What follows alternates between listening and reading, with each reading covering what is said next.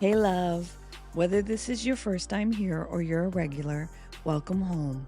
I'm your host, Nat Nat, and this is the Lift Oneself podcast.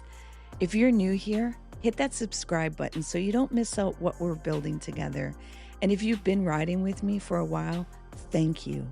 I'd love for you to leave a comment letting me know where you're listening from.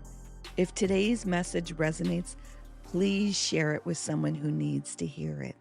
Your engagement helps this reach the people who need it most and also supports the Lift Oneself podcast.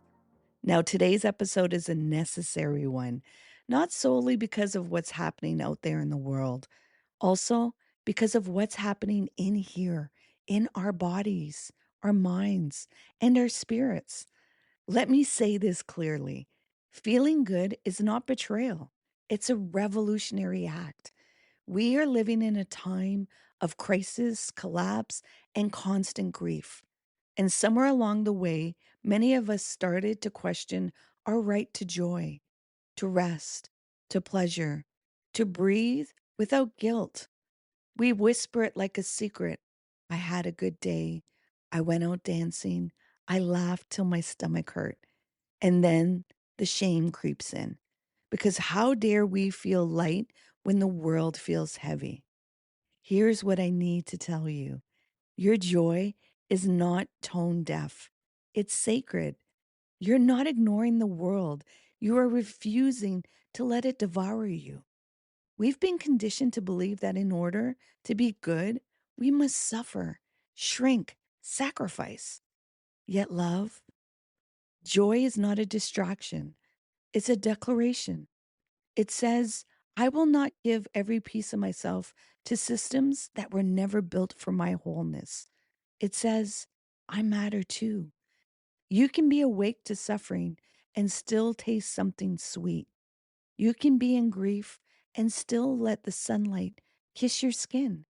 You can hold the weight of the world and still dance barefoot in your kitchen. Heck, go dance barefoot in the grass. This isn't spiritual bypass, it's embodied discernment. It's the wisdom of knowing when to engage and when to exhale. You know, while I was out this weekend, someone said something that really stayed with me. They said, I don't want the party to end. I just want to keep dancing and dancing and dancing. And I felt that.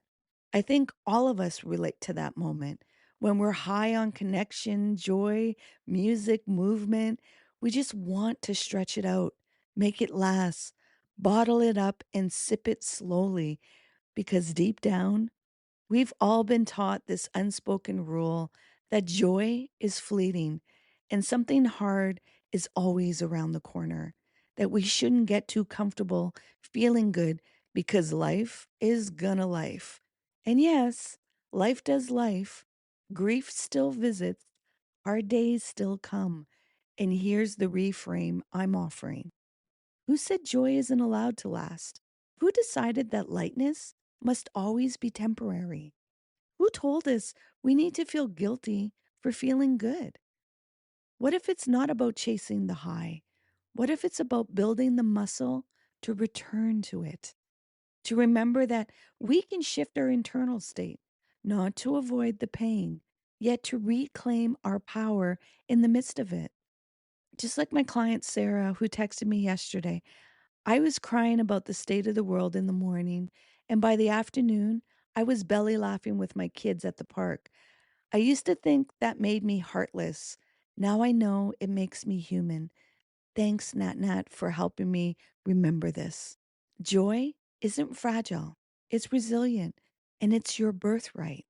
So the next time you catch yourself wanting to dance longer, laugh louder, or stay in the light a little more, do it and let that be your revolution. Speaking of revolution, let's take a mindful moment to amplify that feeling of aliveness.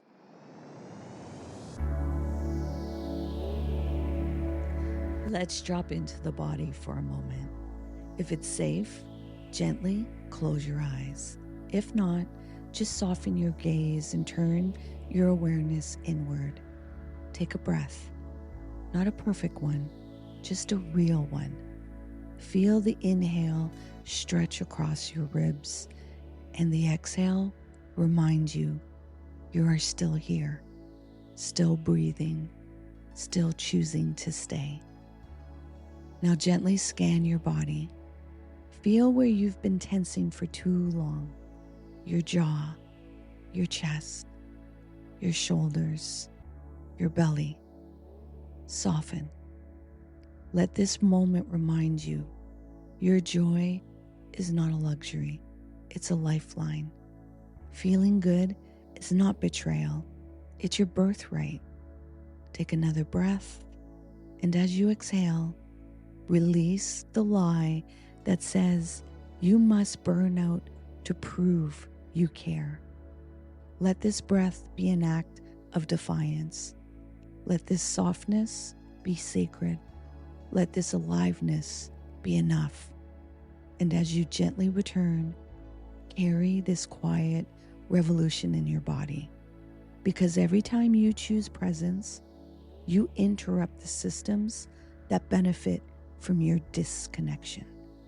You are allowed to feel good right here, right now. You don't owe anyone your burnout. You don't have to collapse to be compassionate. You are not more righteous because you're exhausted. Let that land. There is so much pain in the world, yes. We must care deeply, and we must remember aliveness is contagious. When you light up, others remember their spark. When you smile without apology, you model freedom. When you rest, you remind us what sustainability looks like. So let this be your soul note for the week. You are allowed to feel joy in the middle of the mess. You are allowed to celebrate even when others don't understand. You are allowed to choose your mental health over martyrdom. Let your joy be the protest. Let your breath be the resistance. Let your softness be the revolution. And if this resonates with you, if you're ready to stop swinging between numbness and overwhelm and start meeting your emotions with presence and power, I'd love to welcome you into my emotional sobriety workshop. It's where we learn to hold both the beauty and the breakdown, where we use the body as a compass to navigate life's complexity. We don't bypass emotions. We build capacity to feel and hold it all without losing ourselves in it.